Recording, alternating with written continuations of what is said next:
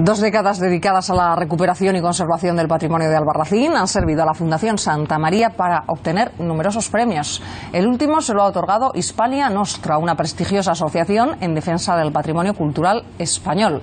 La distinción reconoce la labor de conservación de la Fundación como factor de desarrollo económico y social. Considerado uno de los pueblos más bonitos de España y entre los 25 destinos turísticos del mundo más recomendados, la ciudad de Albarracín no deja de sorprender a quien la visita. Un entorno maravilloso. Descansas, está a gusto, pintoresco, es chulo. Es para verlo.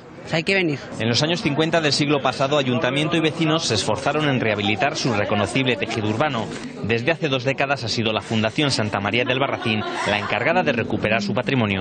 Oculto durante décadas para el visitante, la recuperación de este castillo o alcazaba de Albarracín es un claro ejemplo del trabajo de la Fundación Santa María en la recuperación del patrimonio para su posterior uso turístico. Más de 30 intervenciones arquitectónicas y más de 1.200 bienes intervenidos avalan el trabajo de la Fundación. El plus lo aporta, dicen, sus actividades culturales, por las que cada año pasan cerca de 5.000 personas. Hoy vivimos del turismo, ya es motivo suficiente como para decir, mire usted, o lo continuamos haciendo bien, o si no, pasaremos a ser unos más del montón. El plus que nos añade la diferencia es la cultura. Un esfuerzo que no pasa desapercibido y que les acaba de valer el premio Conservación del Patrimonio como factor de desarrollo económico y social que otorga Hispania Nostra. En estos 22 años la verdad es que ha habido muchísima más oferta turística. Todos los años se abría un establecimiento, 2 establecimientos.